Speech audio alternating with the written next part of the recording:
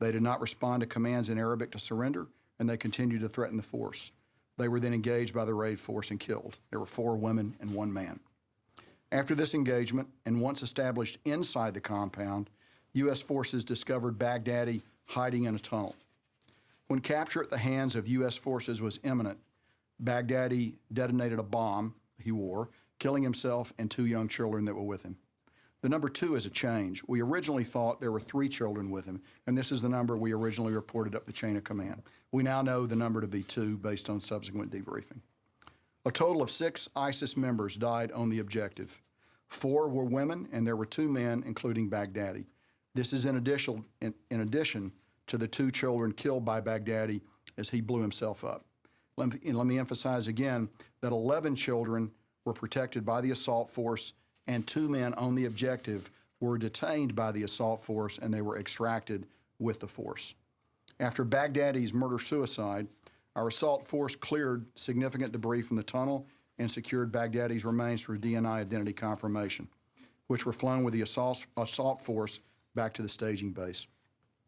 Following collection of samples for formal DNA analysis, Baghdadi's remains were buried at sea in accordance with the law of armed conflict within 24 hours of his death.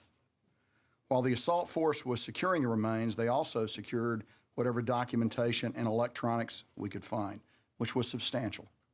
The assault force then left the compound and returned to their helicopters with the 2 detainees that I've already mentioned.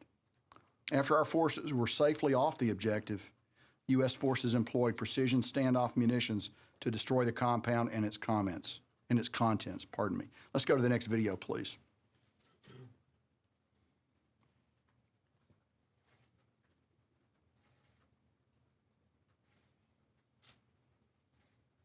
So what you'll observe are U.S. standoff munitions striking the compound.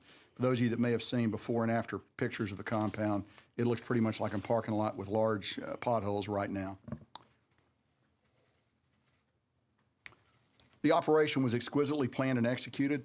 It demonstrates the United States' global reach and our unwavering commitment to destroy ISIS, bring its leaders to justice, and to protect America and others from people like Baghdadi. The mission was a difficult, complex, and precise raid that was executed with the highest level of professionalism and in the finest tradition of the U.S. military.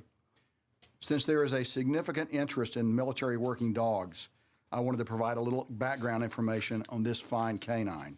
Next photo, please. And actually, let's go back a moment.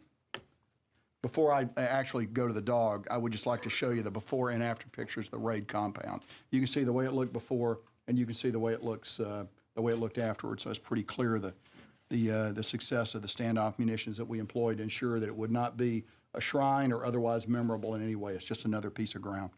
So let's go to the dog picture. U.S. Special Operation Command military working dogs are critical members of our forces. These animals protect U.S. forces, save civilian lives, separate combatants from non-combatants, and immobilize individuals who express hostile intent. This dog is a 4-year veteran of the SOCOM Canine program and has been a member of approximately 50 combat missions. He was injured by exposed live electrical cables in the tunnel after Baghdadi detonated his vest beneath the compound. I will also note he has been returned to duty. Finally, I would like to address the DNA analysis that was conducted to confirm Baghdadi's identity. The final slide, please. As you can see, the Defense Intelligence Agency conducted the analysis and compared DNA from the remains taken from the compound with an on-file sample taken when Baghdadi was at Camp Bucca prison in Iraq in 2004. The analysis showed a direct match between the samples and produced a level of certainty that the remains belonged to Baghdadi of 1 in 104 septillion, which is certainly beyond a shadow of a doubt. In closing, I would like to acknowledge that despite Baghdadi's death, we will not forget the victims of the atrocities he directed and inspired since 2014. U.S. Central Command remains focused on the enduring defeat of ISIS and will remain vigilant against all terrorist organizations in the region who threaten the United States, our partners, and our allies. I'd like to express my sincere appreciation for the professionalism of the men and women who made this operation a success. This was a true interagency effort, so I commend our partners across the U.S. government.